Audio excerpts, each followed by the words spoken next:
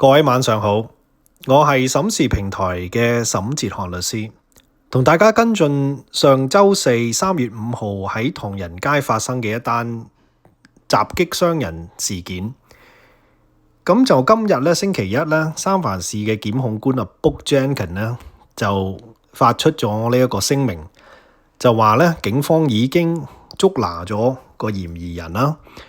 咁而且亦都公開咗佢嘅身份，佢嘅身份咧係37歲，有啲報道咧就話佢38歲，中文譯音叫做黃劍鋒嘅一位男士，好明顯地啦係一位華裔嘅男人啦。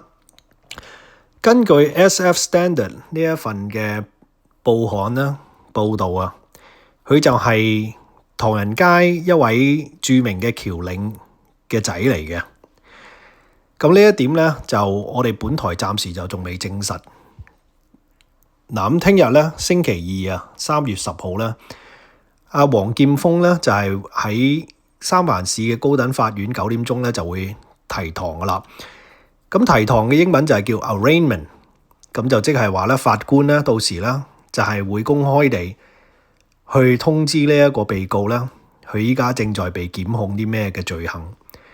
咁我相信咧，應該係襲擊其他人啦，又或者甚至乎係謀殺喎。加州嘅 Penal Code 187，咁呢個當然係相當之嚴重嘅指控啦。嗱，咁好多人咧都見到啦，上個星期咧發生咗呢單事件之後啊，唐人街嘅閉路電視機咧已經影低咗呢一件事件。咁而且咧喺個網上高瘋傳啊，喺一個微信嗰度咧，個個人都睇到呢個視頻。咁呢位嘅人士咧就戴住一頂有帽嘅上衣，黑色上衣、黑色褲。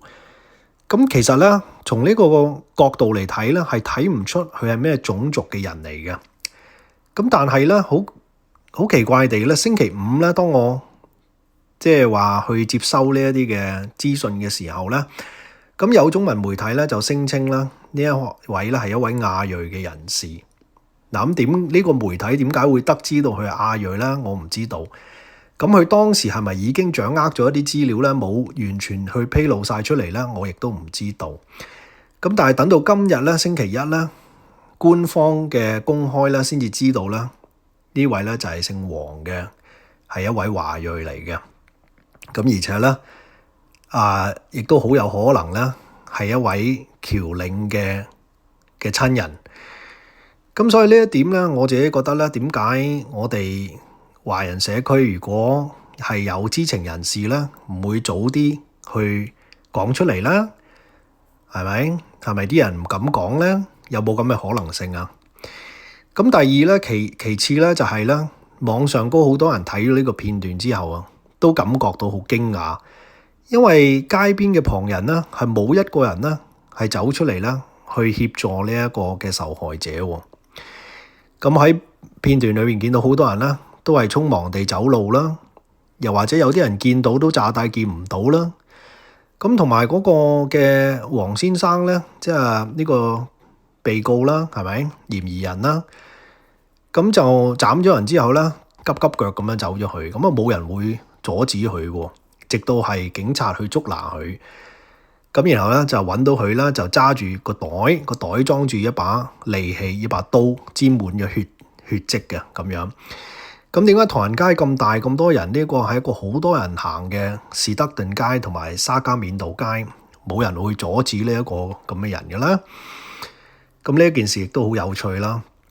咁個受害者咧就趴咗喺地下，咁就好彩嘅咧，就係佢冇插中佢嘅呢一個嘅主要血管。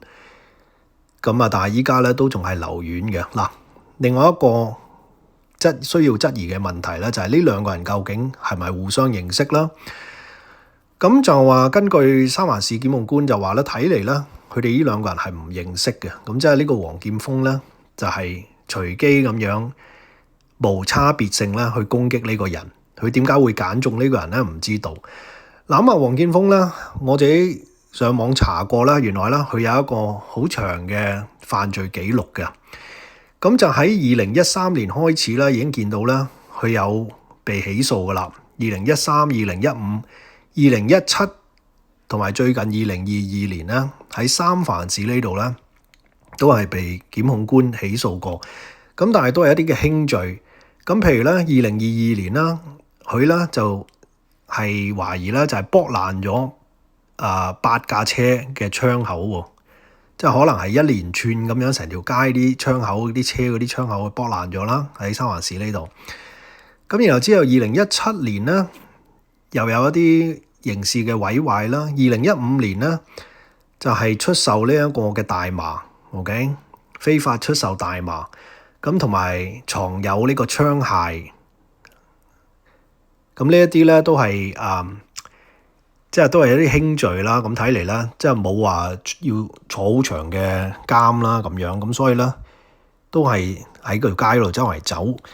咁點知依家咧竟然咧就做一單大嘢出嚟喎，仲係光天化日喺呢一個嘅鏡頭前面去襲擊呢個途人。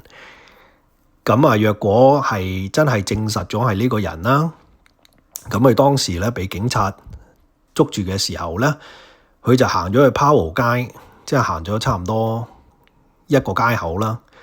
咁警察就見到佢就吻合同呢一個嘅描述，呢一個嘅犯人係吻合嘅，即係着住黑色上衣啦、黑色褲啦、長衫長褲咁啦。咁而且咧當時咧佢係揸住一個嘅膠袋，袋裏邊咧係有一把嘅刀，而刀咧係沾滿咗血。咁若果呢把刀嘅血攞去化驗咧，同呢個受害者係吻合的話咧，咁睇嚟咧就有一個相當嘅理由，所謂嘅 probable cause 就可以繼續咧去檢控呢一個嘅黃先生啦。咁就話因為呢一件係涉及到嚴重嘅人體受傷啦，咁聽日咧星期二啦，我唔知道佢嘅律師會唔會提出咧，就要求去被保釋。咁但係咧，好大機會咧，法官咧都係唔會批准去被保釋噶啦。咁就係要還押喺呢一個嘅三藩市嗰個嘅監倉裏邊，就喺 Bryan 街850號。咁一路直至到咧，雙方面咧都係要搜集證據啦。我哋可以睇下當時喺呢個街口咁繁忙嘅街口，會唔會有證人出嚟作證啦？係咪？咁就話就可以啦，係正式啦，就係入罪。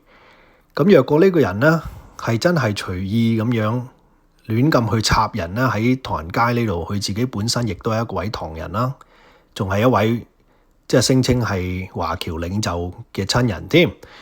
咁係極度危險人物，係咪？極度危險人物。咁就如果唔係終身監禁，我諗都起碼都要坐30年啦。最少啦，係嘛？咁當然唔希望檢控官會輕手放佢出嚟啦，係咪？因為佢實在係太危險啦，呢個人。